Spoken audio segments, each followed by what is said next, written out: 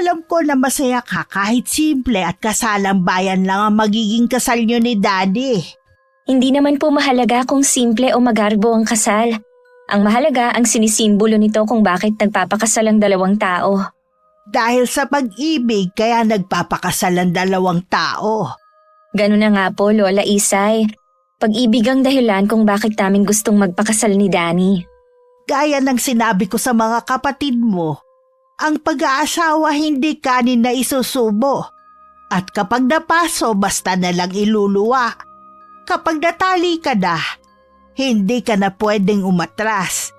Marami ka rin kailangang isakripisyo para sa pamilyang bubuuin mo. Alam ko naman po, handa naman ako basta kasama ko si Danny. Basta tandaan mo mga pangaral ko sa iyo, ha? Para kahit sa ibang bahay ka na, madadala mo ang gintong aral ko sa inyong magkakapatid. Opo, Lola Isay. Siya nga pala. Gusto ko rin makausap si Danny bago ang kasal. Meron lang ako gustong ipagbilin sa kanya. Pupunta naman po siya dito mamaya, kaya pwede niyo siyang kausapin. Kung nakakaangat ka man ngayon, piliin pa rin na maging mapagkumbaba at huwag manghamak. Baka ang taong hinahamak mo ngayon darating ang panahon na siya na ang nakakahigit sa'yo. Magandang araw sa'yo, Miss Gwen, at sa lahat ng taga-subaybay ng inyong channel. Tawagin niyo na lang po ako sa pangalang Erica. May asawa at 2 anak. Nasa 30 taon na sa kasalukuyan at tubong samar. Isa rin po ako sa masugid yung taga-subaybay na gustong magbahagi ng sariling karanasan na may kinalaman sa kababalaghan, pamilya at paghihigante dahil sa kaapihan na dinanas ko. Lola Isay, gusto niya daw po akong kausapin, sabi ni Erica. Oo, iho. May ilan lang akong ihahabilin sa iyo. Kung tungkol po sa apo niyo, huwag kayong mag-alala. Mamahalin at aalagaan ko po si Erica. Kailanman hindi ko pinagdudahan ang hangarin mo sa aking apo. Hindi ko ibibigay sa iyo ang kamay niya kung wala akong tiwala sa iyo. Yun nga lang may konti akong agam-agam dito sa dibdib ko. Ano po ba ang pinangangambahan niyo? Alam ko na tutol ang mga magulang mo kay Erica. Katunayan niya na tsuhin mo lang ang kasama mo nung namanhikan. Hindi ako naniniwala na abala sila sa ibang bagay. Kahit po hindi sila nakasama sa amin nun sa pamamanhikan, wala naman silang tutol sa pag-aasawa ko.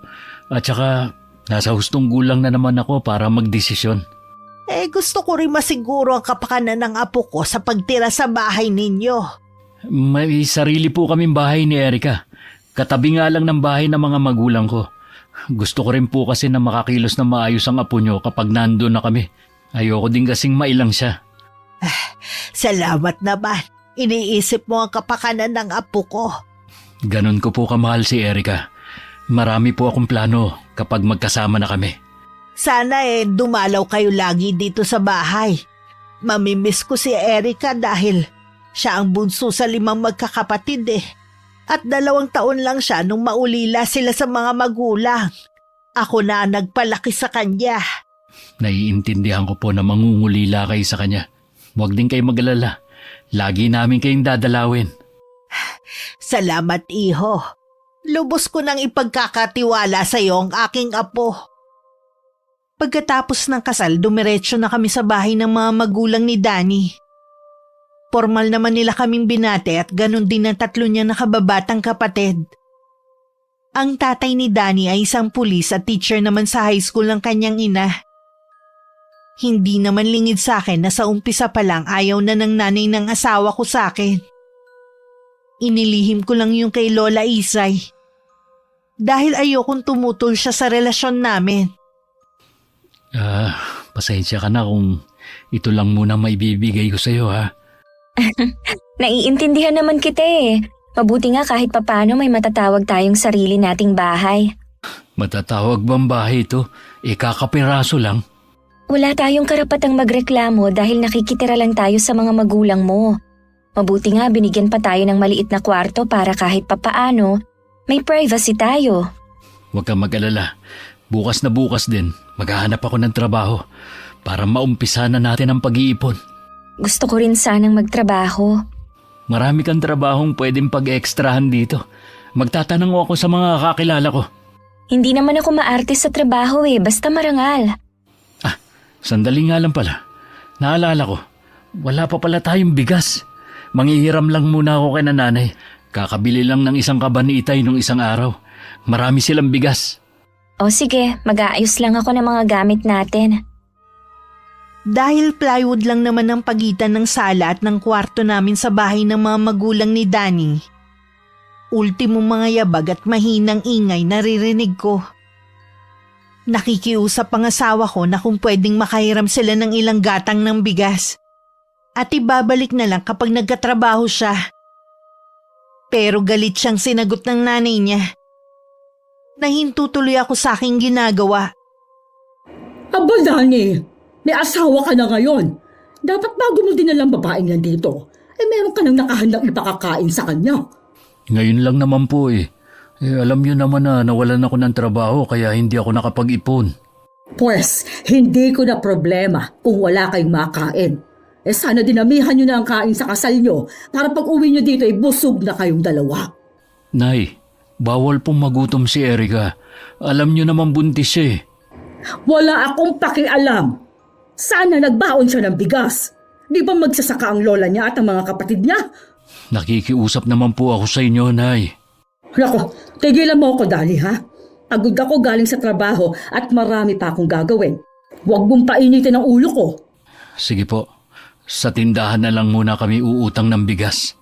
Baka naman magpaawa ka pa sa tindahan at pasamain mo pa kami sa kwento mo. Huwag kayo mag-alala, Nay. Wala akong sasabihin. Nako, ginusto mo yan. Pwes, bahala kang maghanap ng kakainin yun ng asawa mo. Noon ko lang napagtanto kung gaano kaseryoso ang pinasok ko. Hindi ko rin akalaing sa unang araw pa lang makakaranas na kaming pagdamutan ng nanay ni Danny. Halos kalahating oras din bago bumalik ang asawa ko. Kahit nakangiti, kita ko sa mga mata niya ang lungkot. Pasensya ka na kung natagalan ako Napakwento pa kasi ako sa kababata ko Ayos lang, ako na ang magsasaing. Marunong naman ako Siya nga pala, huwag mo nalang pansinin si inay Pagod lang yun sa trabaho. Hindi kasi biro ang pagtuturo Huwag kang mag-alala, naiintindihan ko naman ang nanay mo. Isa rin sa dahilan ng mabilis naming pagpapakasal ay dahil buntis ako. Natatakot kasi kung mahusgahan ng mga tao. At malaman na rin ni Lola Isay at ng mga kapatid ko ang totoo kong kalagayan.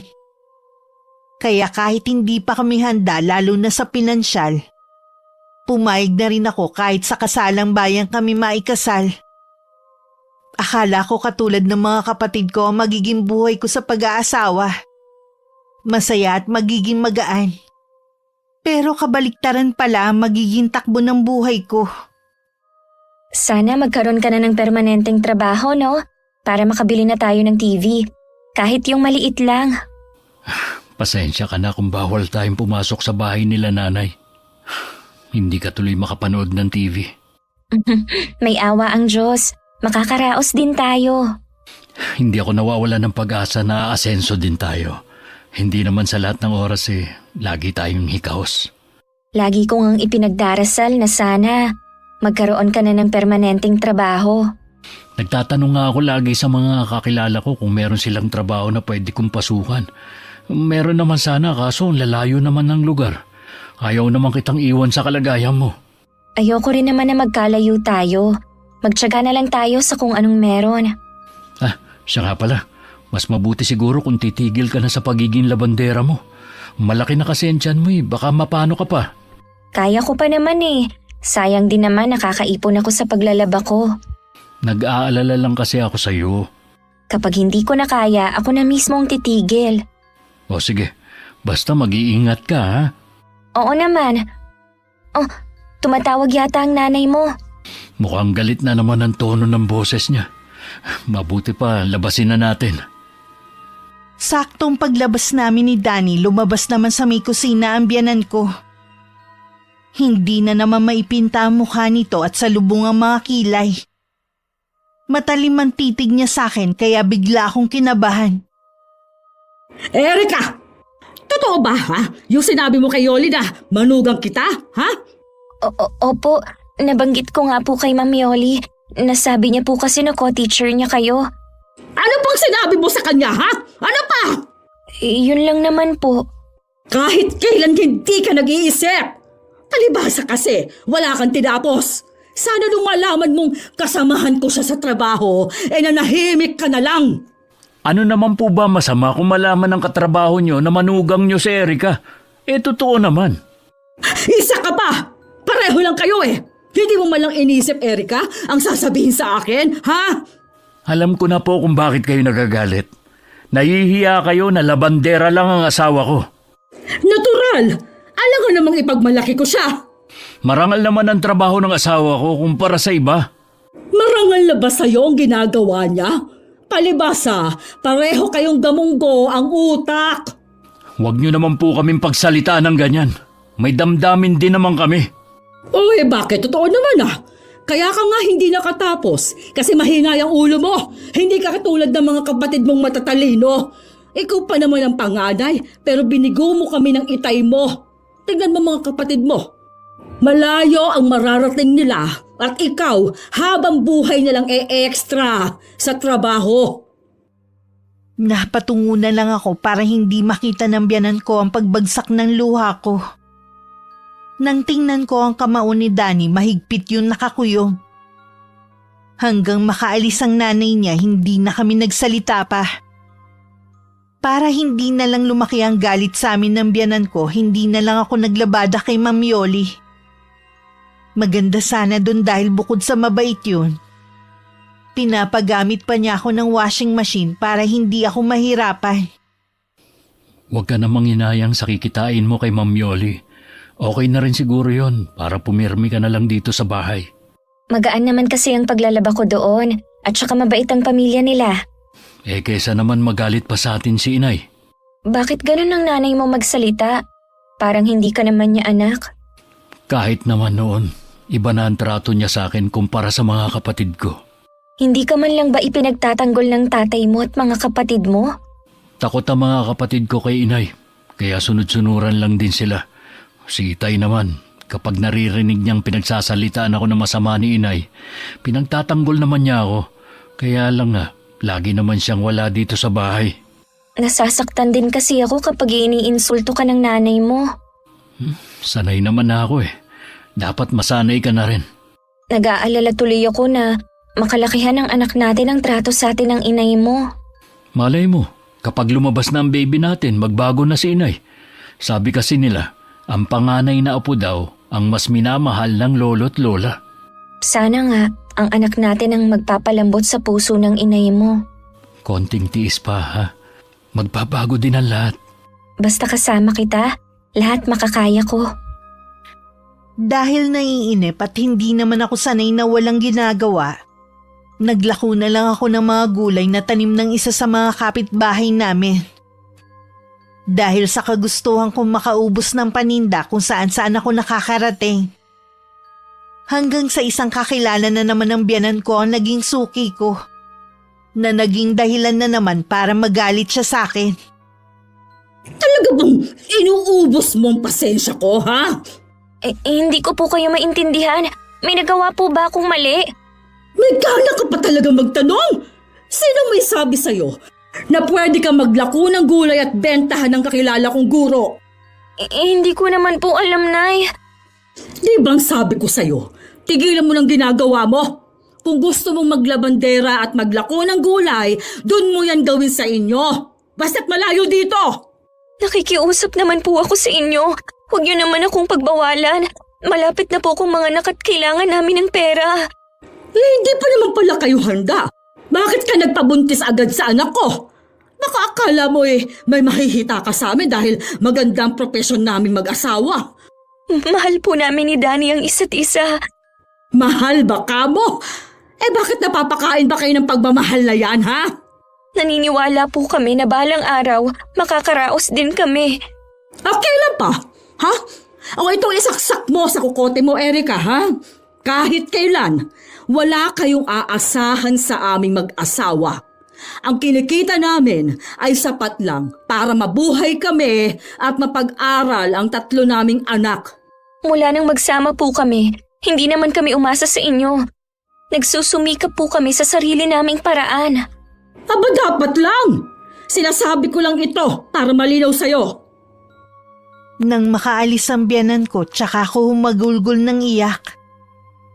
Siguro kaya ganun na lang ang iyak ko dahil matagal na ako nagkikimkim ng sama ng loob. Dahil sa paraan ng trato nila sa aming mag-asawa. Naabutan pa ako ni Danny sa ganung ayos. Taranta pa siyang nagtanong kung ano ang masakit sa akin. Manganganak ka na ba? Sabihin mo kung saan masakit. Kinausap na naman ako ng nanay mo. Ha? Ano na naman ang sinabi ni inay? Nalaman niya kasi na naglalako ako ng gulay at isa sa mga suki ko katrabaho na naman niya. Pagpasensya mo na lang si inay. Hindi ko na rin kasi siya maintindihan Nahihiya siya na malaman ng ibang tao na ako lang ang napangasawa mo. Mababa ang tingin niya sa akin. Wala na naman siya magagawa kundi tanggapin ka dahil kasal na tayo. Kung lagi niyang kukontrahin ang ginagawa natin, paano tayo makakausad? Ito lang naman ang trabaho na pwede sa atin Konting tiis na lang. Makakaalis din tayo rito. Sana nga. Hindi ko na kasi kaya ang pangiinsulto na ginagawa sa akin ng nanay mo. Huwag mo na lang dibdibin ang sinasabi niya. Ganon kasi ang ginagawa ko. Kaya hindi na ako gaano nasasaktan. Sisikapin ko na hindi na magpa-apekto. Ayoko naman kasing maapektuhan ang dinadala ko. Kakausapin ko pa rin si Itay. Baka sakaling mapagsabihan niya si Inay. Ayokong isipin mo na wala akong ginagawa. Kahit nga ikaw kung pagsalitaan niya ng masasakit parang hindi tunay na anak. Baka nga ampun ako. Minsan ba, naitanong mo na yan sa kanila? Walang duda na anak nila ako. Ganun lang talaga ako tratuhin ni Inay dahil mahina ang ulo ko. Isa akong kahihiyan sa kanya. Kahit na, wala pa rin siyang karapatan na insultuhin ka. Hayaan na lang natin. Baka lalo pa siyang magalit sa atin kung sasagutin pa natin siya ng pabalang. Hindi na ako nakakibo pa. Mas lalo ako naawa kay Danny dahil sa kabila ng ganun ang trato sa kanya ng ina. Malaki pa rin ang respeto niya rito. Matulin na lumipas ang mga araw. Dumating na ang panganganak ko. Mabuti na lang nasa bahay si Danny at agad ako naisugod sa ospital. Naging maayos naman ang panganganak ko at nagsilang ako ng malusog na lalaking sanggol.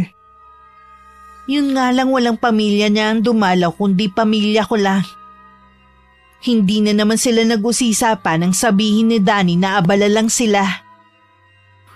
Kamukha ko talaga ang anak natin. Mula mga mata, ilong, labi, at hugis na mukha. Wala man lang nakuha sa'yo. Oo na, sa'yo na lahat nakuha. Lalo pa akong magsisipag anak sa trabaho para mabigay lahat ng kailangan mo. Anak, lumaki ka sanang malusog at mabait na bata. Lalaki siyang mabait sa tulong ng paggabay natin sa kanya. Siya nga pala, nagbilin si Lola Isay na sa 1 linggo, pupunta siya dito. Siyang magpapaligo sa akin. Ay, oo nga pala. Yung mga bilin niya, huwag mong kakalimutan, ha? Oo, nagpapasalamat talaga ako ng sobra at nakaraos na rin ako sa panganganak kahit napakasusungit ng nurse at doktor sa ospital na yon. Ganun talaga kapag public hospital. Naaawa na nga ako sa katabi ko Iyak na nga ng iyak, pinagalitan pa. Huwag mo nang alalahanin ang mga nangyari sa ospital. Baka mabinat ka pa sa kakaisip Kahapon pa ako dito. Hindi pa rin dumadalaw ang pamilya mo. Kinumusta ka naman ng mga kapatid ko Hindi ba sila interesado na makita ang anak natin? Akala ko pa naman magbabago na ang mga magulang mo kapag nanganak na ako. Baka busy lang sila. Hintayin na lang natin na dumalaw sila. Natatakot tuloy ako na tratuhin din nila ang anak natin katulad ng pagtrato nila sa atin. Huwag kang mag-isip ng ganyan. At saka hindi naman ako papayag nun. Kung hindi nila tatanggapin pati ang anak natin, mabuti pang umalis na lang tayo dito. Alam mong hindi pa natin kayang magpagawa ng sariling bahay. Nakakahiya naman kung sa Lola Isay mo tayo makikitira. Ako ang lalaki. At saka nangako ako sa kanya na pangangalagaan kita. Para lang kaming hangin na hindi nakikita ng pamilya ni Danny. Nasasaktan ako para sa anak ko dahil wala pa siyang muwang. Hindi siya tanggap ng lolo at lola niya. May ilang gabi na ring umiiyak ang sanggol. Sa araw naman tulog siya. Alam ko na nakakaabala na kami at anumang oras pwede kaming puntahan ng biyanan ko. Na nangyari na nga. Ano ba? Hindi ba kayo marunong makaramdam, ha? May mga pasok kami kinabukasan. Ilang gabi na kaming napupuyat sa iyak ng sanggol na yan. Pasensya na po kayo, Nay. Sa gabi po kasi gising ang apo ninyo eh.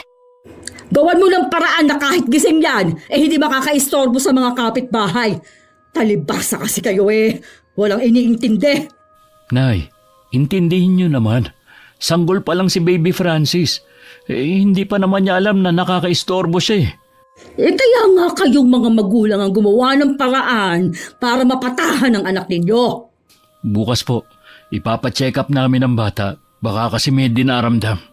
Kala nyo kasi ganun kadali ang pagkakaroon ng anak. O ayan, yan ang napapala nyo.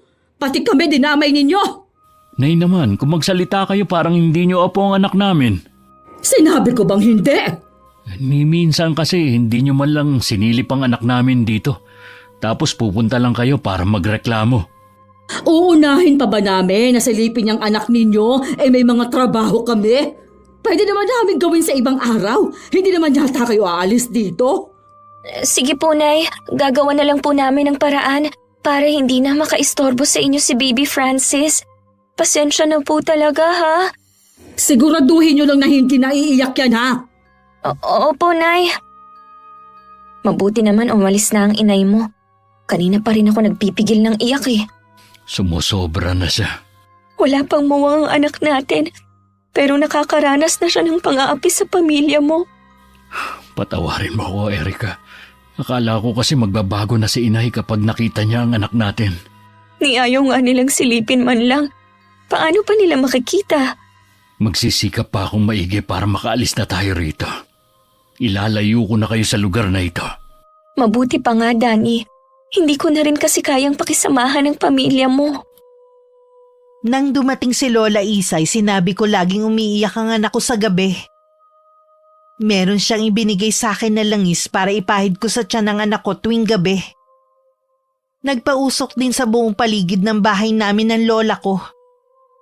Nagpakulo na rin siya ng tubig na maraming iba't ibang klase ng dahon na makakatulong daw para maiwasan ko ang binat at agarang panunumbalik ng lakas. Kailan niyo pala pabibinyagan ng bata? Baka po isabay na lang namin sa piyesta dito, La. Matagal pa ang piyesta dito ah. Bakit hindi na lang sa piyesta sa atin? Sa isang buwan na yon, para sana mabinyagan na ang apo ko. Wala pa po kasi kaming ipon. Libre naman ang bayad sa simbahan nun eh. Siguro kung meron man kayong gagastusin sa kandila lang. Sa handaan naman pwede naman sa bahay.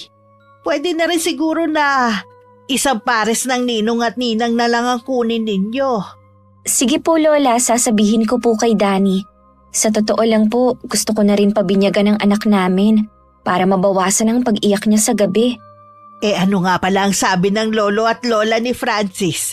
Siguradong tuwan-tuwa sila, no? Opo. Masaya po sila dahil unang apo nga nila. Sabi ko na nga ba kung ako nga tuwang-tuwa sila pa kaya. Kapag po nagising siya, paliliguan ko. Ako na magpapaligo sa kanya ha. Magpahinga ka na lang dyan. Kung gusto mo matulog, sige lang. Ako na muna ang bahala sa anak mo. Sige po, Lola. Para nga po kong inaantok pagkatapos maligo eh. Ako na rin ang bahalang magluto. Nang magising ang anak ko, pinaliguan na siya ni Lola Isay. Pumalahaw na naman ito ng iyak. Si Lola parang naaliw pa dahil malakas daw umiyak. Hindi ko lang masabi na baka magalit na naman ang biyanan ko. Ilang sandali nga lang isang malakas na hampas sa plywood na narinig namin. Kasunod ng galit na boses ng biyanan ko. Ano ba, Erika? Hindi mo ba patitigilin sa pag-iyak ng anak mo? Ay, istorbo na nga sa gabi, pati ba naman sa araw? Meron nag-aaral dito. Lola, patahanin niyo na po si Baby Francis. Baka po sumugod na naman dito ang biyanan ko. Bakit ganun ang tono ng biyanan mo? Akala ko ba'y natutuwa sila sa apo nila? Intindihin na lang po natin na naaabala sila. May mga trabaho naman kasi sila eh. Dapat maintindihan nila ang sanggol. Normal lang naman na pumalahaw ng ganito ang bata. Oo nga po, Lola. Kaya lang hindi nila kasi maintindihan ang anak ko. Magtapat ka nga sa akin, apo. Totoo ba natanggap nila ang anak mo at kayo sa bahay na to? Lola, Ayaw mo talagang patahanin ng batang yan? Sige ha, hintayin mo ako. Napupuno na ako sa iyak ng batang yan eh. Ako na ang bahalang humarap sa kanya. Padedehin mo muna tong gwapito kong apo. kumakatok na po ang biyanan ko. Nagugutom na pala kaya umiyak eh. Ako na magbubukas. Talaga bang... Aling Isay? Ako nga. Kanina pa po ba kayo nariyan? Maaga akong pumarito dahil dinalhan ko rin ang mga dahon ng apo ko para sa unang paliligo niya. Hindi niyo siguro napansin ang pagdating ko dahil saradong-sarado ang bahay ninyo. Para bang takot kayong pasukin ng ibang tao? Ayaw kasi naming naaabala kahit na ba araw ng Sabado marami kasi kami ginagawa. Ganun ba? Kaya ba nagagalit ka sa iyak ng apo natin? Kuhan kasi nag-aaral ang mga anak ko. May exam kasi sila sa Lunes. Dapat malawak ang pag-unawa mo. Lalo na 4 ang naging anak mo. Normal lang sa isang sanggol na umiyak ng ganito. Kakaiba naman kasi ang batang yan. Mula gabi hanggang umaga, wala nang ginawa kundi ang pumalahaw ng iyak. Mas kakaiba kang lola. Ibis na unawain mo na lang, tutal apo mo ang sanggol na ito. Mas gusto mong ikaw ang intindihin. Aling Isay, baka lang nakakalimutan ninyo kung nasaan kayo. Hindi ko nakakalimutan. Pero ikaw mukhang nakakalimot na magpakatao. Hindi yata bagay sa propesyon mo ang inuugali mo. Pakisabi na lang sa apo ninyo, kung hindi kaya magpatahan ng anak, huwag nang dagdagan. Lahat na napag-usapan nila narinig ko. Dahil ilang hakbang lang naman ang higaan namin sa may pinto. Pagharap ni Lola Isay sa akin, bakas pa rin ang galit sa mukha niya. Alam ko namang hindi yun dahil sa pagsisinungaling ko kundi sa tunay naming kalagayan dito. Ay, noon pa kinukutoban na ako. Pero hinihintay ko lang na ikaw ang magsabi sa akin. Kahit ang mga kapatid mo, iba rin ang pakiramdam. Lalo na, hindi man lang nagpunta sa ospital ang mga biyanan mo. Patawad po, Lola Isay. Ayoko lang kayong mag-alala sa akin. Tsaka hindi naman ako pinababayaan ni Danny eh. Naiintindihan kita sa bagay na yan. Pero alam mong hindi magtatagal, malalaman ko rin. Ilang buwan ka na palang nagtitiis sa bahay na to eh. Hindi naman po nila ako sinasaktan. Marami akong naririnig na hindi maganda dyan kay Christy. Isa na ang pagiging matalas ng kanyang dila. Alam ko na marami pa siyang sinabi na masasakit sa iyo. Ang mabuti pa sumama na lang kayo pabalik sa atin. Lola, kung gagawin ko po yan, para ko na ring sinaktan ng pagkalalaki ni Danny. Maniwala po kayo sa akin. Ginagawa niyang lahat para sa ikabubuti namin ng anak niya. Lagi niya rin akong pinagtatanggol mula sa nanay niya. Plano na rin naming umalis dito. Nag-iipon na lang kami. Sige. Kung yan ang desisyon mo na manatili pa rito, tandaan mo lang na bukas ang bahay ko para sa inyo. Alam ko naman po yun. Pero sana, hayaan niyo na lang kaming tumayo sa sarili naming paa. Para matuto din kami sa buhay. Ang laki na talaga ng pinagbago mo. Binago ka ng pag-ibig mo kay Danny. Gayon pa man kapag hindi mo na kaya, Nandito lang kaming pamilya mo. Doon ko na rin pinatulog si Lola Isay. Kahit sa gabi lang na yun, maging panatag ako na hindi ako pupuntahan ng biyanan ko. Himala rin na hindi nagligalig ng gabing yun si Baby Francis. Kinabukasan, pinagluto lang kami ni Lola Isay bago siya umuwi sa kabilang barangay. Nagsasampay nun sa labas si Danny. Nang marinig kong kausap niya ang nanay niya. Mabuti naman, umalis na ang lola ng asawa mo. Sana wag na siyang bumalik dito. Hindi po pwedeng pagbawalan nyo na dumalaw si Lola Isay. Dito nakatira ang mga apo niya. O bakit hindi? Baka nakakalimutan mo. Bahay pa rin namin yung tinitirhan ninyo. Alam ko naman po yun. Pero wala naman ako nakikitang masama kung dadalaw sa amin si Lola Isay. Sa iyo wala. Yung asawa mo, na hindi man lang nga niya nagawang magpasabi na dadalawin siya ng lola niya. Alam nyo naman na hindi pa pwedeng lumabas si Erica dahil bagong panganak lang siya. Di sana ikaw. Posible namang hindi mo alam na darating ang lola niya. Gustuhin ko man po, paano ko gagawin? Mula na magpakasal kami ni Erica, pinagbawalan nyo na akong pumasok sa bahay na yan. Laging nakalaka mga pinto na para bang pagnanakawan namin kayo. Kahit gusto namin makipanood ng TV, paparating pa lang kami, pinapatay nyo na agad. Ni hindi nyo kami maalok na kumain kapag masarap ang ulam nyo. Kung hindi ka kaagad nag-asawa, kahit papaano sana, natitikman mo pa rin ang buhay na meron sa amin ngayon. Ikaw kasi, para ka mauubusan ng babae. Hindi ko po pinagsisisihan na pinakasalan ko si Erica. Pues, magtiis ka sa buhay na meron ka ngayon. Naniniwala ako na makakaahon din kami sa kinasasadlakan namin. Libre naman mangarap, kaya sige lang. Dahil sa pagmamaliit sa amin ng biyanan ko, lalo pang nagsumikap si Danny. Yun nga lang hindi pa siguro naming panahon. Kaya hindi pa siya nakakahanap ng magandang trabaho. Pumayag na rin siya sa suhestyon ni Lola Isay na sa amin na lang binyagan ng anak namin. Gaya ng inaasahan, hindi dumalo ang pamilya niya. Mga malalapit na kaibigan lang ang naging bisita naming mag-asawa noon. Nagambag ang mga kapatid ko para lang mairaos ang binyag at piyesta.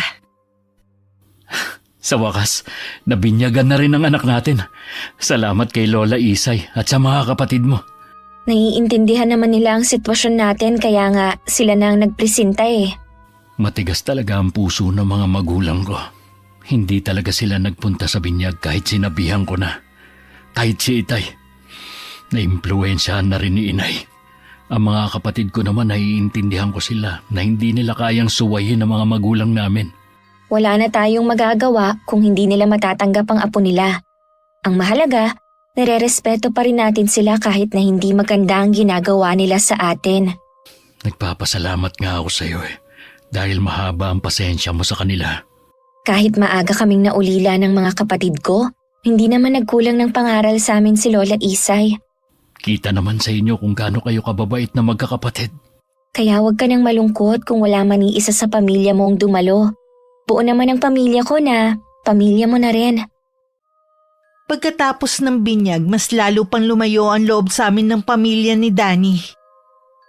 Ipinagkalat din ng nanay niya sa lugar namin na hindi na namin sila binigyan ng respeto. Dahil hindi man lang namin sila isinama sa binyag ng anak namin. Samantalang halos magmakaawa na nun si Danny. Sa lahat ng pagkakataon, kami lagi ang pinapalabas nilang masama. Hindi na lang kami umiimik at nagkukunwaring walang naririnig sa ibang tao. 2 taon na kami nagsasama ni Danny pero wala pa rin pagbabago ang pakikitungo nila sa amin. Hanggang ngayon wala pa rin permanenteng trabaho ang asawa ko kaya lalo kaming minamata. Kaya naman para makatulong sa gastusin, tumatanggap ako ng labahin sa araw na walang pasok si Danny. Wala talaga akong swerte sa trabaho. Ilang taon na akong puro pa extra lang. Paano tayo makakaalis dito? Ang kinikita ko sapat lang sa mga ngailangan natin. Hindi pa siguro ito ang tamang panahon. Kailan pa kaya ang sinasabi mong tamang panahon? Huwag kang mainip. Ako nga hindi nawawalan ng pag-asa eh. Kaya nga kahit papaano, Tumutulong ako sa'yo para may ipon tayo kahit konti. Patawarin mo ko, Erika. Binigo kita sa mga pangako ko sa'yo. Hindi mo ako binigo. Naging mabuti kang asawa at ama. Sapat na yon. Kung kinakapos man tayo, isipin mo na lang na maswerte pa rin tayo kumpara sa iba. Ang mahalaga lang naman, walang nagkakasakit sa atin. Tama ka. Susubukan ko na lang ulit mag-apply ng ibang trabaho. Subukan mo kaya na magpatawas para mawala yung inaakala mo na malas. Wala namang masama eh. Kay Lola Isay ka na lang pumunta. O sige, sa isang araw na wala akong pasok, dalawin natin siya. Namimiss na nga siya ni Francis eh. Wala nang bukang bibig kundi Lola. Sayang nga lang, hindi siya malapit kay inay. Paminsan-minsan naman eh, pinapansin siya ng itay mo. Sana balang araw, lumambot na rin ang puso ni inay sa kanya. Sabi ko nga sa'yo, huwag kang mawawala ng pag-asa. Oo na, bilib din talaga ako sa'yo sa pagiging positibo mong mag-isip. Sabado pa lang ng hapon pagdating ni Danny umalis na kami. Dahil lagi naman sarado ang bahay ng mga magulang niya, hindi na kami nagpaalam pa. Lingid pala sa amin, hihingi ng pabor ang mga biyanan ko sa amin para tumulong sa paghahanda. Dahil kaarawan ng bunsong kapatid ni Danny. Uminit na naman tuloy ang ulo ng biyanan ko na makitang nakalak ang bahay namin. Hindi naman maitago ni Lola Isay ang saya na makita kaming bumaba ng tricycle. Agad niyang binuhat ang apo at saka pinupog ng halik. Mabuti naman dinalaw niyo ako. Namimiss ko na kasi ng sobrang gwapito kong apo eh. Ilang araw na po talaga naming plano ang pagpunta dito. Tsaka balak pong magpatawas sa inyo ni Danny. Bakit iho? May dinaramdam ka ba? Wala naman po akong nararamdaman sa katawan ko. Baka sakali lang na mawala ang malas na bumabalot sa akin. Kahit kasi anong gawin ko, hindi po ako makahanap ng magandang trabaho. O di sige, mamayang 6:00 natin gawin. Salamat po, Lola. Nandiyan nga pala ang bayaw mo. Nung nakaraan ka pa niya hinahanap eh. Tsak na matutuwa yun. Pupuntahan ko po muna sa kanila. Isasama ko na rin muna si Francis para makalaro ang mga pinsa niya. Babalik na lang kami bago mag 6:00. Kapag nakalimutan mo, susunduin ko na lang kayong mag-ama. Nagtataka nga rin ako kung bakit parang mailap sa inyo ang swerte. Pareho naman kayo masipag na mag-asawa. Kaya nga po minsan nawawala na ng pag-asa si Danny eh. Pakiramdam niya malas siya. Siguro kasi dahil nakadikit ang bahay niyo sa kanila kaya nag-aagaw ang swerte. Baka nga po yun ang dahilan. Kumusta na nga pala ang pakikitungo sa'yo ng mga biyanan mo? Kung ako sa inyo, tanggapin niyo na lang ang inaalok ko na dito kayo tumira. Malaki pa naman ang lupa dyan sa likod ng bahay eh. Pwede kayo magpatayo doon ng maliit na kubo. Sa totoo nga po, gusto ko nang umalis doon. Si Danny lang po ang inaalala ko. Ibaba na kamo niya ang pride. Kung gusto niya ng pagbabago sa pamilya niyo, siya na mismo ang lumayo sa pamilya niya. Kakausapin ko po ulit siya pag uwi namin sa bahay. Hindi nga maituturing na bahay ang kapirasong kwarto na yun eh. Ang mahalaga naman po may privacy kami kesa na kasama talaga namin sila sa iisang bubong. Sa bagay nga, di bukas na kayo uuwi. Bukas po ng hapon. Mabuti nga yun para tapos na ang handaan sa amin. May okasyon pala sa inyo. Bakit parang ayaw niyong dumalo? Birthday po ng bunsong kapatid ni Danny. Kahit naman po nandun kami, hindi naman kami iniimbita. Mas kawawa po kung nandun lang kami. Grabe talaga ang mga ugali ng mga taong yun. Ang nanay lang naman po ni Danny ang may problema. Mabait naman po ang tatay niya. Ang mga kapatid naman po may takot pa sa nanay nila. Kaya nga sana pag-isipan niyo ang inaalok ko. Parang ang bilis lang ng oras nung nasa bahay kami ni Lola Isay. Iba kasi kapag masaya ka sa isang lugar. Malapit nang dumilim nun nang makauwi kami sa amin. Naabutan pa namin ng ilang kalalakihan na nagliligpit ng mga mesa at upuan na ginamit sa okasyon. Tuloy-tuloy lang kami hanggang makapasok sa loob ng bahay namin. Mukhang bongga ang selebrasyon ni Irene ng birthday niya. May inarkila pa mga mesa at upuan. Pwede kasi 18 na ang kapatid mo. Bukas ko na lang siguro siya babatiin. Ako rin. Kamusta na nga pala ang pakiramdam mo pagkatapos kang tawasin ni Lola Isay? Magaan ang pakiramdam ko. Nawala yung bigat sa balikat ko eh. Mabuti naman kung ganon. Magsasaing na nga pala ako. Buti na lang at may padala sa ating ulam si Lola. Oo nga. Ang nanay mo yata ang kumakatok sa may pinto. Ha? Baka magbibigay ng ulam. Teka lang, Nay. Bakit ba? Ang tagal mong buksan, ha? Pasensya na po, Nay. Kararating lang kasi namin eh. Saan ba kayo nagpunta at kahapon pa walang tao dito? Galing kami kina Lola Isay. Mas inuna mo pa talagang pagpunta doon kaysa tumulong sa paghahanda para sa birthday ng kapatid mo. Hindi ko naman po alam na kailangan nyo ng tulong eh. Dapat kasi nagpapaalam man lang sana kayo. Hindi naman po kasi namin alam na imbitado kami. Nasanay na kasi kami na tuwing may handaan sa inyo hindi nyo kami kailangan. Kahit kailan talaga hindi kayo maaasahan. Mas inuna nyo pa ang pamamasyal. Pasensya na talaga, Nay. Sa susunod, magpapaalam na kami. Dapat lang. Gusto nyo yata nakasahod lang ang kamay sa handaan. Alam nyo noon pa, hindi nyo na ako tinuring na anak. Hindi nyo rin kami iniimbita sa kahit anong okasyon na meron sa bahay nyo. Kaya wala kayong karapatang sabihin sa aming nakasahod lang ang kamay namin sa handa nyo. Hindi kami mga patay gutom! Aba, sumasagot ka na ha?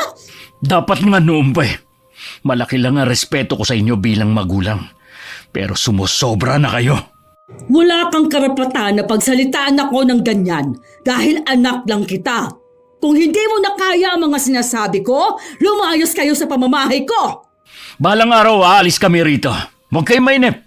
Kung talagang aalis kayo, sana noon pa. Puro ka na lang naman kuda Kulang pa nga yung kinikita mo sa pagkain ninyo. Kahit na ganun, hindi kami humingi sa inyo ng kakanin namin sa araw-araw. Dahil dyan sa pagsagot-sagot mo sa akin, lalo kang mamalasin. Tandaan mo ang sinasabi ko sa'yo. Hindi ako makapaniwalang sa unang pagkakataon maririnig kong sinagot ni Danny ang kanyang ina. Siguro nga napuno na rin ang asawa ko sa ginagawa ng biyanan ko sa kanya.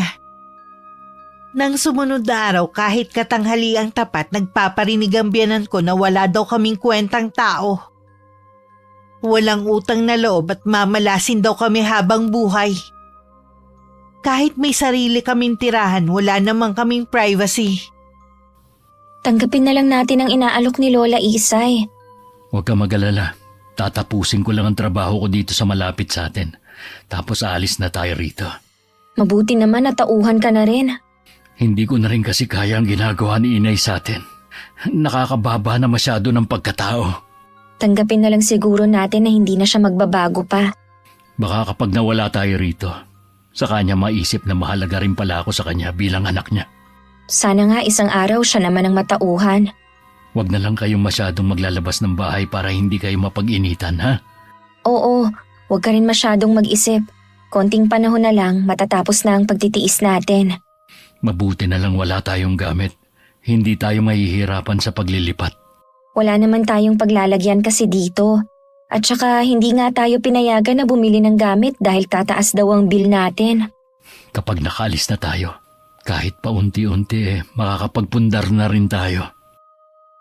Pakiramdam ko naging mabagal lalo ang pag-usad ng mga araw. Masama pa ang pakiramdam ko ng mga oras na yun. Dasal ko lang na sana hindi mauwi sa trangkaso. Sayang naman kasi kung a-absent sa trabaho si Danny para lang alagaan ako at ang anak namin. Habang nagpapaapoy ako, hindi ko na malayang nakaalis na sa tabi ko si Francis. Wala akong kamalay-malay na malapit na siya sa may daan. Nakita naman ng biyanan ko ang apo pero tiningnan lang niya. Bago pa makarating sa gitna, sakto naman dumating si Lola Isay na sakay ng tricycle.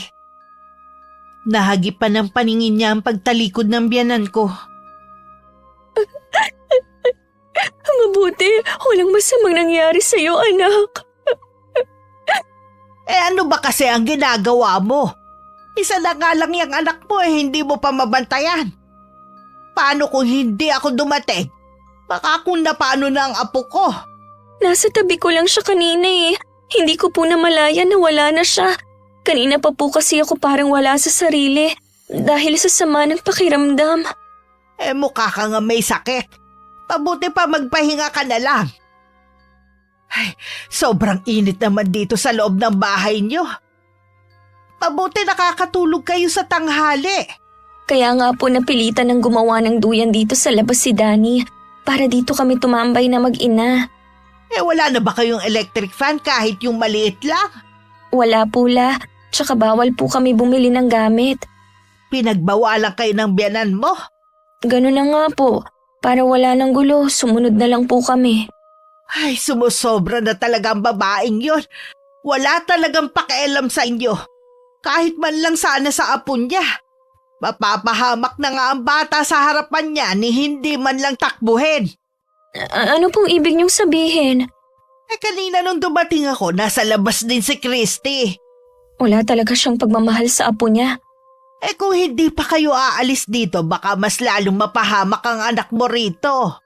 Lola, pumayag na po si Danny na umalis dito. Ay, mabuti naman kung ganon.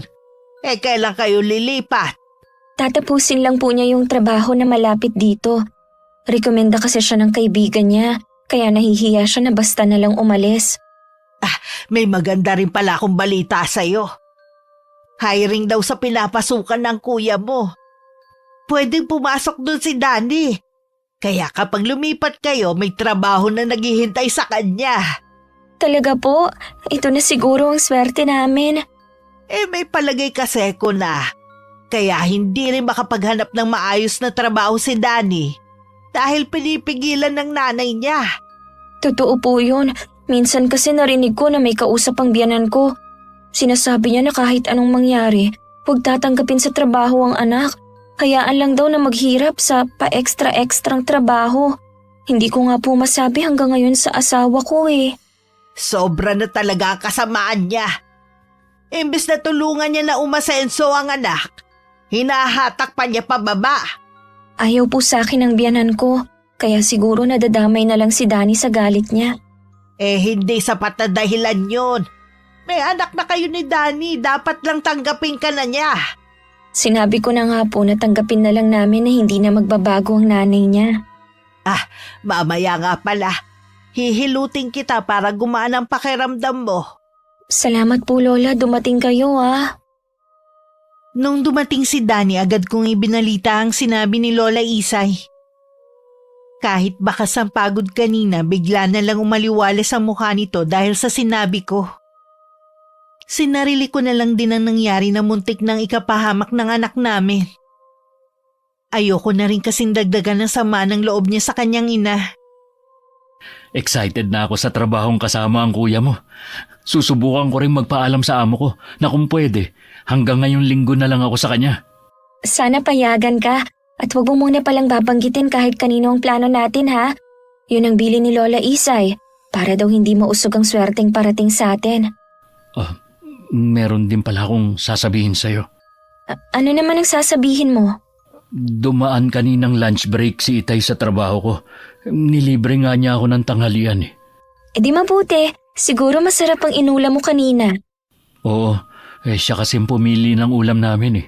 Sa karinderya malapit sa trabaho kami kumain. Anong napag-usapan nyo? Humingi siya ng dispensa sa ginawa ni Inay sa atin. Kahit gusto raw niya tayong ipagtanggol, para hindi na lang humaba ang gulo na nahimik na lang siya. Tingin ko naman mabait ang itay mo. Ayaw lang niya siguro magalit sa kanya ang inay mo. Ganun na nga. Sabi pa nga niya, kung may pagkakataon ako na makaalis sa bahay, subukan ko daw. Baka daw sa ibang lugar ako swertihin. Sasabihin mo ba sa kanya ang plano natin? Saka na siguro. Gusto ko kasing humarap sa kanya kapag may maayos na akong trabaho. Masaya na rin ako kahit papano. Dahil sa wakas makakaalis na kami sa bahay na yon. Pero bago ang araw ng pag-alis namin, may nangyari sa kabilang bahay. Nagising na lang kami ni Danny sa malakas na sigaw ng nanay niya. Kasunod nun ang malakas na kalabog sa pinto namin. Agad kami napabangon mag-asawa at hinarap ang galit na nanay niya. Ilabas mo ang pera ko! Walang ibang kukuha nun kundi ikaw! Hindi ko po kayo naiintindihan. Ano po bang sinasabi ninyong pera? Huwag ka nang magmamaang-maangan pa! Ilabas mo na kung ayaw mong ipadampot kita sa pulis! Hindi ko nga po alam ang sinasabi niyo. Huwag niyo po munang pagbintangan si Erika. Ano bang pera sinasabi niyo? May pera ako na 100,000 piso. Pagtingin ko ngayon sa pinaglagyan ko, wala na! Matagal ko yung pinag-ipunan para sa pagre-retiro ko. Pang negosyo namin yun ng ama mo. Ni hindi nga po kami nakakapasok sa bahay na yan kaya imposible na asawa ko ang kukuha nun. Bakit hindi niyo tanungin ang mga kasama niyo sa bahay? Hindi magagawa ng tatay mo at mga kapatid mo na pagnakawan ako. Ilabas mo na, Erika, ang pera ko. Maawa ka naman. Ang tagal ko yung pinag-ipunan. Hindi po ako ang nagnakaw ng pera niyo. Hindi ko po magagawa yun. Sinungaling! Noon pa, masama ng kutob ko sa'yo. Wala kang utang na loob. Pagkatapos kang iuwi ng anak ko dito, pagnanakawan mo lang pala kami. Tumigil na nga kayo! Huwag niyong hanapin ang pera niyo dito. Wala kaming ninanakaw sa inyo. Huwag mo nang ipagtanggol ang magnanakaw mong asawa! Kung hindi ka aamin ngayon, kakakalad ka rin kita sa barangay.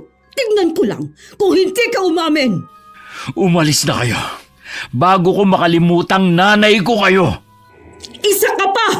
Pareho ko kayong kakasuhan. Baka nga magkasabwat kayong dalawa sa pagnakaw ng pera ko eh. Humanda kayo! Hindi ko magagawa na pagnakawan ng inay mo. Sa tagal kong nakatira dito, hindi ko pa napapasok ang bahay niyo. Hindi mo kailangan magpaliwanag. Alam kong hindi mo yun magagawa kahit kailan. Bakit ba nangyayari to? Kung kailan paalis na tayo? Kahit na ano mangyari, lalayo na tayo sa lugar na ito. Hindi mo na mararanasan ng mga ginagawa ni inay. Ipinatawag kami sa barangay ni Danny dahil sa reklamo ng biyanan ko. Kamag-anak nito ang kapitan sa lugar na yon. Kaya halatang kinakampihan nito ang nanay ng asawa ko. Kulang na lang lumubog ako sa kinauupuan ko sa mga paratang nila. Lahat ng yun nasaksihan ni Lola Isay na kasama din namin. Hindi ako magaling pagdating sa batas, Kapitan.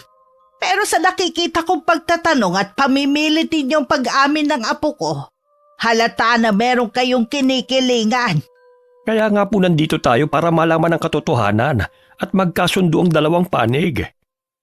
Mabuti pag sa himpilan ng pulis na lang tayo magharap para mas malalim na maimbestigahan ang nangyari. Hindi na po kailangan, Aling Isay. Kaya nga nandito tayo para dito pa lang ay maayos na ang problema. Bakit ba nakikialam ka dito, ha? May karapatan akong makialam dahil apo ko ang sangkot. Kausapin mo yung apo mo na ibalik na lang ang pera ko para matapos na ito. Anong ibabalik sa'yo ni Erika? Kung hindi naman siya ang kumuha. Walang ibang kukuha nun kundi siya. Palibasa sabik sa pera yung apo mo. Kung sigurado ka, sa presinto ka magreklamo at haharapin ka namin doon. Bakit ba kailangan pa nating pahabain to? Dito pa lang tapusin na natin. Kahit magdamag pa tayo rito, walang ilalabas na perang apo ko. Dahil hindi siya ang kumuha. Ano bang klaseng pagpapalaki ang ginawa mo dyan sa apo mo? Maayos ang pagpapalaki ko sa aking apo. Baka ikaw ang hindi naturuan ng maayos. Sayang naman ang propesyon mo. Ano kaya ang itinuturo mo sa mga estudyante mo, ha? Huwag mong maisali-sali ang propesyon ko dito. Dahil nga dyan sa katayuan mo, kaya ganun na lang ang ginagawa mong pangmamaliit sa apo ko. Ilang sandali pa dumating na rin ang ama ni Danny. Nag-usap sila ni Kapitan na malayo sa amin. Maya-maya pinaalis na rin kami. Wala pa rin akong tigil sa pag-iyak. Inaalo naman ako ni Danny samantalang tahimik lang si Lola hanggang makauwi kami ng bahay. Mabuti pa, iha. Sumama ka na sa akin sa bahay. Kapag sumama po ako sa inyo, baka lalong isipin ng nanay ni Danny na ako ang kumuha ng pera niya. Tama po si Erica, Lola. Palipasin po muna natin ng ilang araw. Labis na ang pagdurusa ng apo ko sa kamay ng nanay mo. Hindi ko na kayang palampasin ang ginagawa niyang to. Ako na po ang humihingi ng kapatawaran sa ginawa ni Inay. Kahit siya pa ang humingi ng kapatawaran na imposible niyang gawin, kulang pang kabayaran yun sa ginawa niyang pangmamaliit at pamamaya sa apo ko. Lalabas din ang katotohanan kung sino ang kumuha sa pera ni Inay. Isa lang sa mga kasama niya sa bahay ang gagawa nun. Pwedeng pinoprotektahan din ng nanay mo. Kaya kay Erica niya ibinunto ng sisi. Lola Isay, huwag na po kayong magalit. Baka mapano po kayo. Huwag mo akong alalahanin, Iha. Ayos lang ako.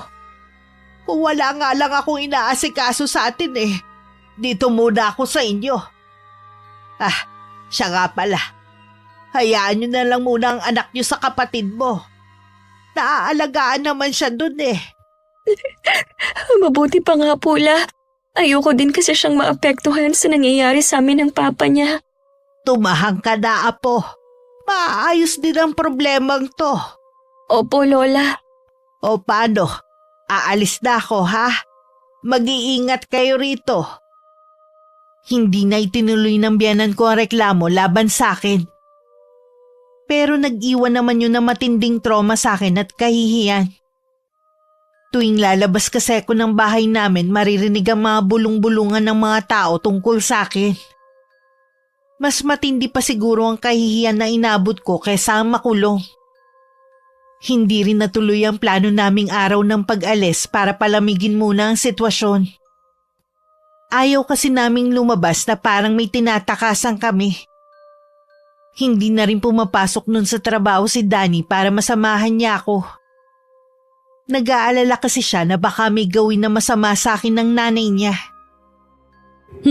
Hindi ko yata nakikita ang anak mo dito. Nasa kapatid po ni Erica. Wala ka na bang trabaho? Huwag mong sabihing natanggal ka sa trabaho dahil sa asawa mo. Hindi po. Kusa akong umalis para masamahan si Erica. Mas kailangan niya ako. Bakit? May sakit ba ang asawa mo? Wala naman. Matinding trauma lang ang inabot niya. Nag-iinerte lang yung asawa mo. Nasa loob ba siya ng tinutuluyan niyo? Opo. Erica! Nandiyan ka lang pala sa loob. Hindi ikaw ang magluto dito sa labas. Bakit ba tulala ka dyan? Ilang araw na po siyang tulala at hindi makausap. Lagi rin siyang umiiyak mula nang pagbintangan niyo siyang nagnakaw ng pera niyo. Naapektuhan talaga siya na sobra sa mga naririnig niya sa ibang tao. Ako nga, Erica ha? Huwag mo akong artehan. Lumabas ka dyan! Mag-usap tayo! Maawa naman po kayo sa kanya.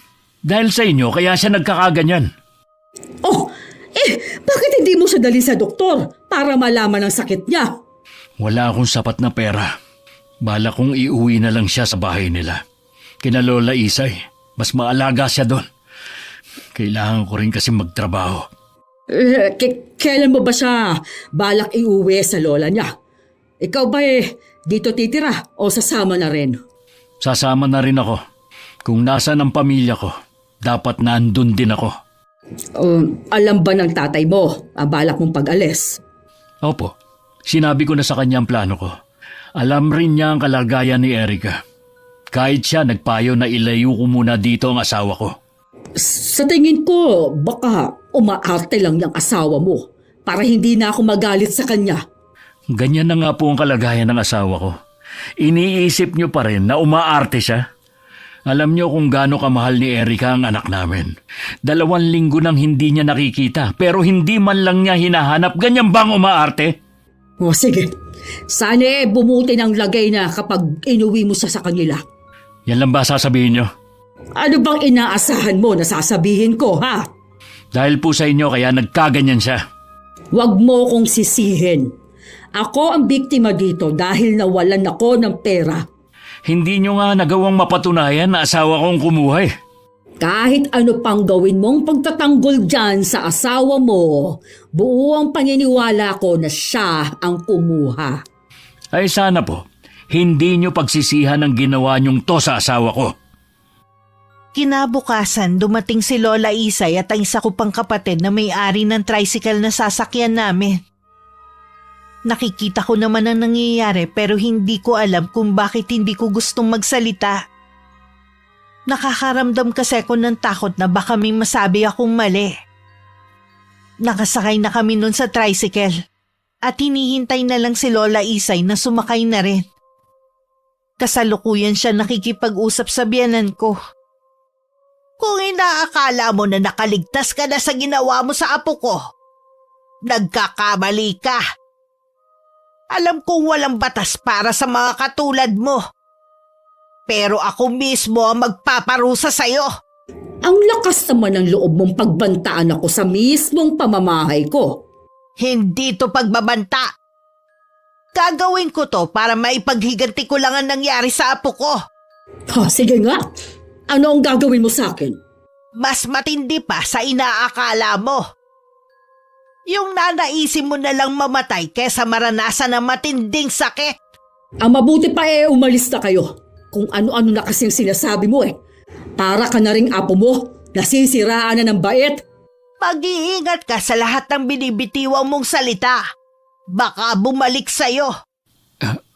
Lola Isay, tara na pong umalis. Pasensya na iho kung natagalan ako sa pakikipag-usap sa nanay mo. Siya nga pala, pakatitigan mo na siya ngayon. Baka kasi matagalan na ulit ang pagkikita ninyo. Ang tanda na kung ano-ano pang sinasabi. Halatang hindi nakapag-aral. Kayo po ang parang hindi profesional. Matanda na si Lola Isay, hindi nyo siya kailangang patulan. Ang mabuti pa, umalis na kayo. Ay sige po, mag-iingat kayo rito. Nang makauwi ako sa bahay ni Lola Isay, unti-unting nanumbalik ang sigla ko. Hindi ko man lubusan makalimutan ang nangyari sa akin. Natanggap ko na rin ang masamang karanasan na yun sa buhay ko. Mabait pa rin ang Panginoon dahil hindi niya kami pinabayaan. Sa ngayon maayos na ang trabaho ni Danny at may malaking sahod. Pinahiram din ako ng pampuhunan ng kapatid ko para makapagtinda ng merienda sa tapat ng bahay ni Lola. Na malaking tulong para lumago ang kabuhayan namin. Ang swerte naman talaga ng buntis. Swerte na may kasamang sipag at tiyaga. Tama ka dyan. Konti na lang malapit nang matapos ang bahay natin. Sa wakas, meron na tayong bahay na mas malaki sa dati nating tinitirhan. Naalala mo pa pala yun? Oo naman, kahit ilang taon na ang nakakaraan, mahirap kasing kalimutan ang sugat na ibinigay ng nanay mo. Sana magawa mo siyang patawarin balang araw. Pinatawad ko na siya. Yun nga lang, ang hirap kalimutan ang ginawa niya. Naiintindihan ko naman. May balita ka pa ba sa kanila? Wala na Mula nung umalis tayo doon, iniwasan ko na makibalita sa kanila. Kung gusto mo silang bisitahin, hindi naman ako tututol. Pamilya mo pa rin naman sila Sumasagi nga yan sa isip ko pero saka na lang. Marami kasi akong trabaho Magpahinga ka naman. Lagi ka na lang overtime. Saka na ako magpapahinga kapag tapos na ang bahay natin. Siguro kung hindi tayo umalis sa poder ng mga magulang mo, hindi natin mararanasan ang ganitong buhay. Kaya nga malaki ang utang na loob ko sa lola mo at sa kapatid mo. Dahil sa kanila, nabigyan ako ng oportunidad na umasenso. Narinig mo naman ang sinabi nila sa'yo dati, di ba? Wala kang utang na loob sa kanila. Magaling ka lang daw kasi sa trabaho mo. Hindi rin sila naghihintay ng anumang kapalit sa ginawa nilang tulong. Madalas na nasa bahay na lang si Lola. Hindi na namin siya hinahayaan na gumawa pa ng mabibigat na trabaho. Napansin ko kasi parang nangihina na siya. Hindi na rin siya ganun kaliksi at tamilmil na rin kumain. Hindi ko tuloy maiwasang matakot na baka iwan na rin niya kami. Lola, maghapon na po kayong nagkukulong dito sa kwarto. Bakit ayaw niyo pong lumabas? Nakakaramdam kasi ko ng pagod, apo. May dinaramdam po ba kayo? Wala naman. Siguro ganito lang ang mga may edad na. Madali na mapagod kahit wala namang ginagawa. lilinisin ko lang po ang... Bakit po may mga garapon na wala namang laman sa maliit niyong altar? May ilalagay po ba kayo sa loob? May nakalagay na dyan dati pa. Ano pong nakalagay dati? Mga alaga kong insekto. Hindi ko po alam na nag-aalaga pala kayo ng mga insekto. Matagal na, Iha. Hindi ko lang sinasabi sa'yo dahil alam ko madidiriin ka lalo na sa mga uod. Hindi ko po alam na pwede palang alagaan ng mga uod. Nakakadiri naman talaga ang mga yon. Ano po bang klaseng uod ang inaalagaan nyo? Sila yung nakikita sa mga puno. Mas malalaki sila kumpara sa mga uod na iniisip mo. Ganun po ba? Huwag na nga po natin pag-usapan yan. Kinikilabutan po ako eh. Hindi ka pa rin talaga masanay-sanay. Ikaw pa naman ang naiibigan kong habilinan. Habilinan po ng ano? Wala, Iha. Tsaka ako na lang sasabihin sa'yo. Bakit ka nga pala nandito? Hindi ka ba nagtitinda ngayon? Si Lola talaga makakalimutin na. Araw po ng linggo ngayon, kaya wala akong tinda. Ay, oo nga pala. Madalang na kasi kung tumingin sa kalendaryo natin eh. Papalitan ko lang po sana tong sapin at punda. Bukas po kasi pupunta si Ate Juliet para maglaba. Maalinsangan ng gabing yun kaya pareho kaming hindi makatulog ni Danny. Nang hindi na makatiis, bumangon na ang asawa ko at saka binuksan ang bintana. Noon ko lang napansin na maliwanag pala ang buwan. Sandaling tumayo doon ang asawa ko at parang may tinatanaw. Si Lola Isay ba yun? Ha? May sinasabi ka ba? Para kasing nakita ko si Lola Isay na papunta sa gubat. Ano naman ang gagawin ni Lola sa labas ng ganitong oras? Baka naman namalikmata ka lang. Para talagang siya eh. Pati yung mahaba at puti niyang buhok na nasinagan ng liwanag ng buwan. Pati yung damit niya iisa. Tsaka galing sa likod nitong bahay natin eh. Baka naman ibang tao lang. Hindi lang naman si Lola Isay ang matanda dito sa lugar natin. Mabuti pa isara mo na yung bintana. Kung ano-ano na kasi yung nakikita mo eh. Hindi ako mapalagay eh. Imposible nga yung sinasabi mo. Nasa kabilang kwarto lang si Lola Isay. Paano kung... Ang kulit mo rin, no? Mabuti pa silipin na lang natin si Lola sa kwarto niya. Paano kung nandyan nga siya at natutulog? Baka maabala natin. Hindi naman tayo papasok. Sisilipin lang natin siya. Nauna na akong lumabas ng kwarto. Alumpihit namang sumunod sa akin si Danny. Nang nasa tapat na kami ng silid ni Lola Isay, dahan-dahan ko yung pinihit at binuksan. Madilim ang loob kaya hindi ko maaninag kung may nakahiga ba sa kama. Bakit gising pa kayo? Lola! Ginulat niyo naman ako. Pasensya na po. Hindi kasi kami makatulog dahil maalinsangan. Nagising nga rin ako dahil sa init eh. Kaya pumunta muna ako ng kusina para uminom ng tubig. Kanina pa po ba kayo gising? Hindi naman. Siguro ilang minuto pa lang. Sige po, Lola. Papasok na po kami ulit sa kwarto namin, ha? Matutulog na rin ako. Papasok na sana kami sa kwarto namin nang lumingon ako. Papasok na rin sa silid si Lola na mapansin ko ang bakas ng putik sa sahig. At galing yun sa mga paa niya. Naging palaisipan yun sa akin pero inilihim ko na lang. Kinabukasan naging abala na kami sa aming kanya-kanyang gawain. Habang nasa harap ako ng paninda namin, isang bisita ang dumating. Nung una hindi ko agad siya nakilala dahil malaki na ang pinagbago ng itsura niya. At nasa wheelchair lang siya. Kayo po pala. Kumusta ka na, Iha? Ayos naman po. Si Danny po ba ang sadya nyo? Nasa trabaho pa kasi siya. Mga anong oras kaya siya makakauwi? Minsan po kasi gabi na. Mula nang umalis siya sa bahay, hindi na ulit siya nagparamdam sa amin. Samantalang nasa kabilang barangay lang kami.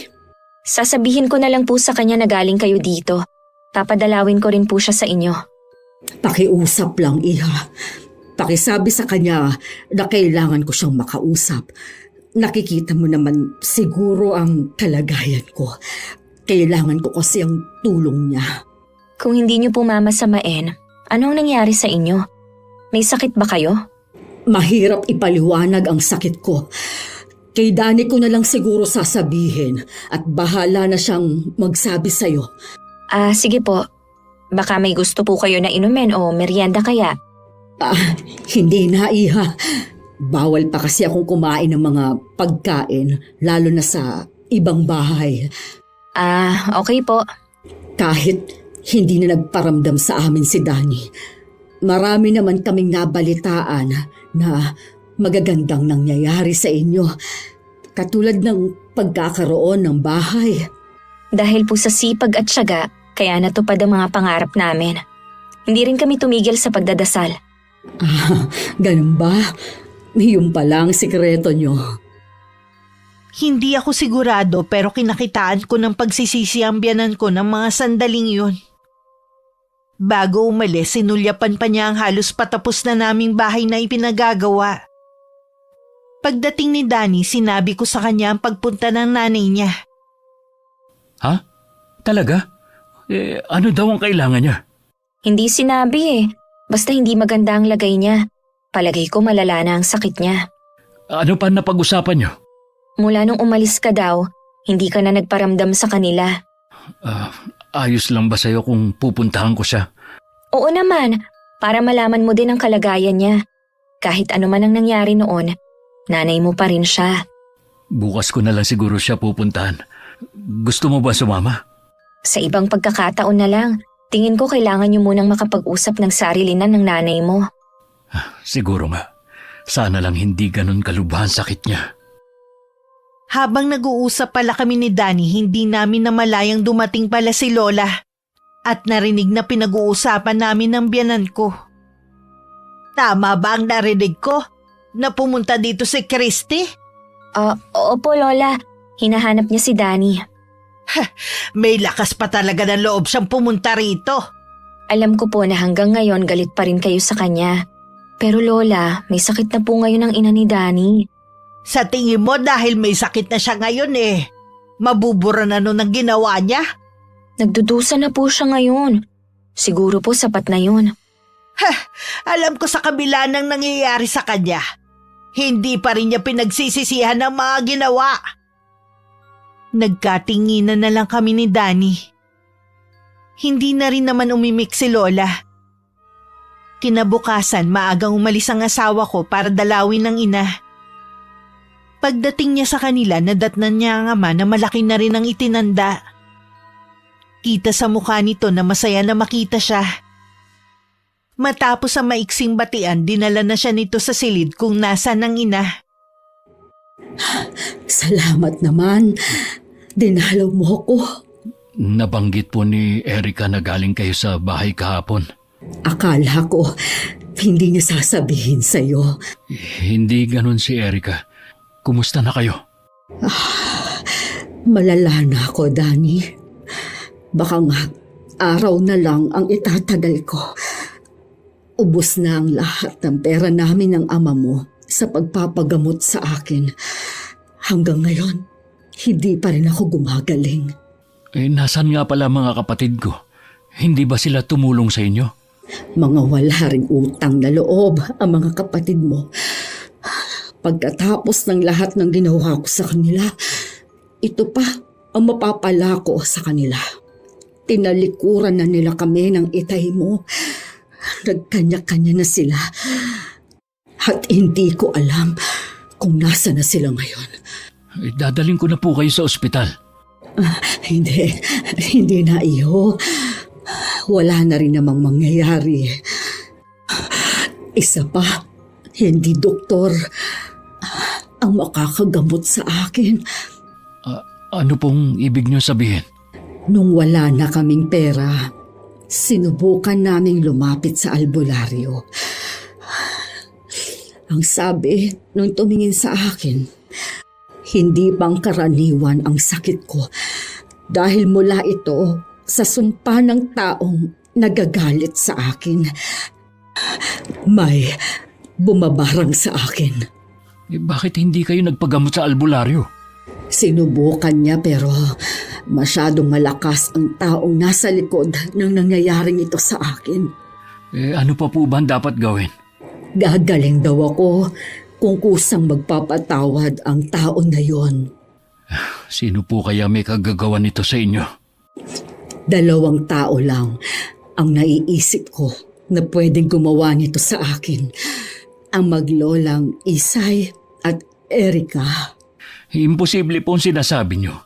Hindi nila magagawa ang sinasabi nyo. Mabubuti po silang tao. Hindi kita pipilitin na maniwala sa akin. Pero sabi ng albularyo, kaunti na lang ang oras na natitira sa akin. Dapat humingi ako ng tawad sa mga taong nagawan ko ng masama. Galing na kayo sa bahay. Sana humingi na kayo sa kanila ng tawad.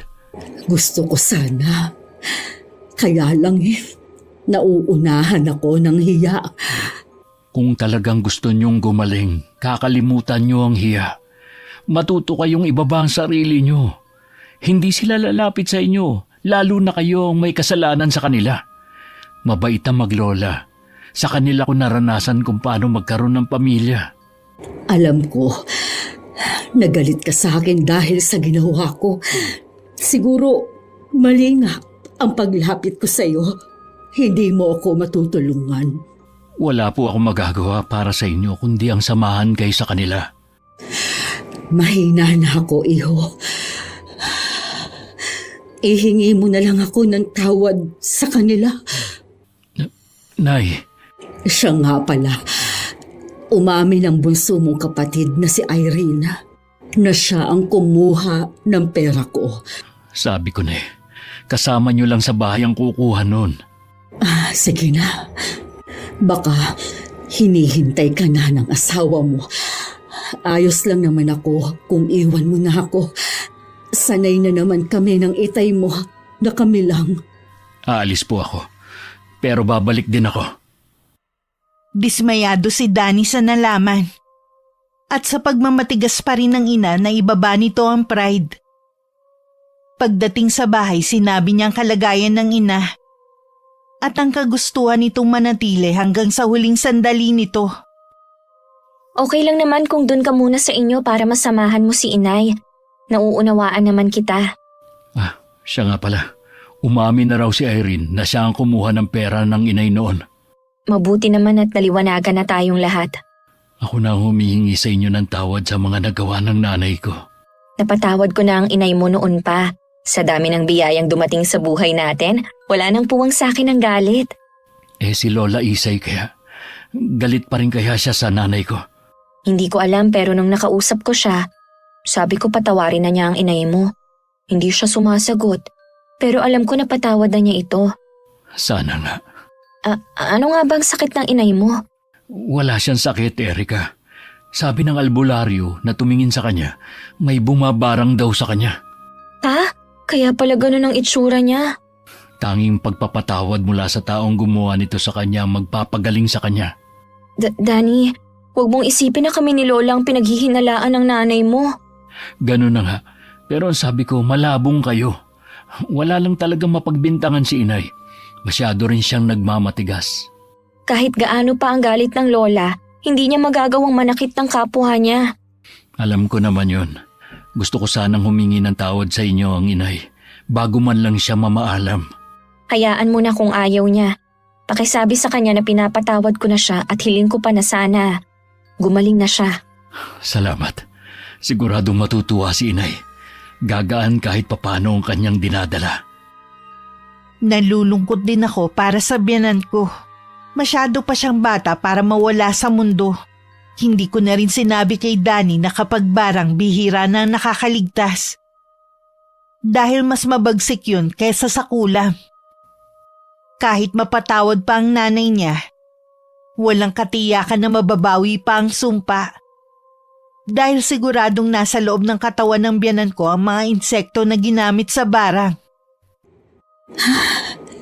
Salamat anak. Bumalik ka.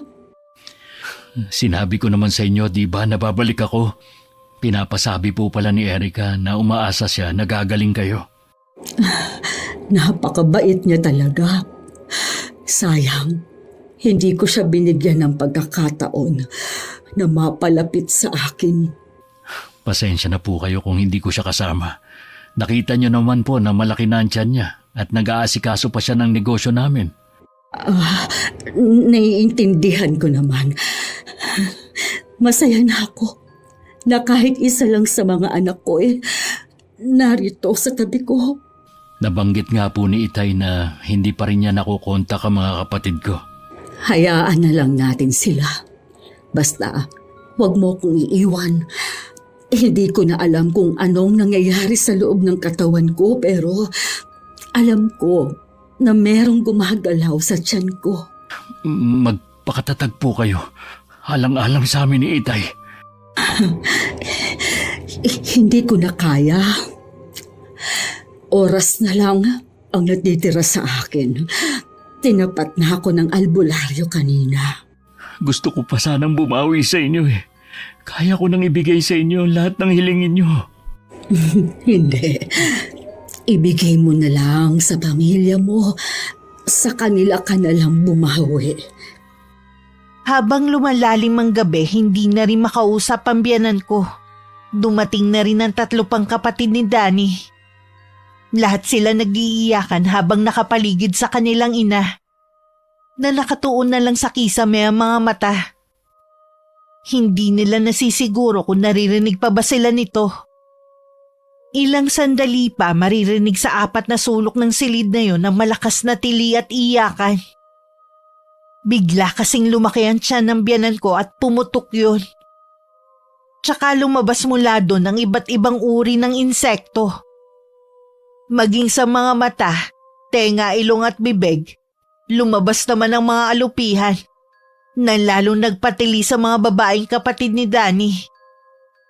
Napasandal na lang sa pader habang tahimik na umiiyak ang asawa ko. Kamusta na ang Itay mo? Ayos na siya. Bumalik na rin sa bahay ang mga kapatid ko.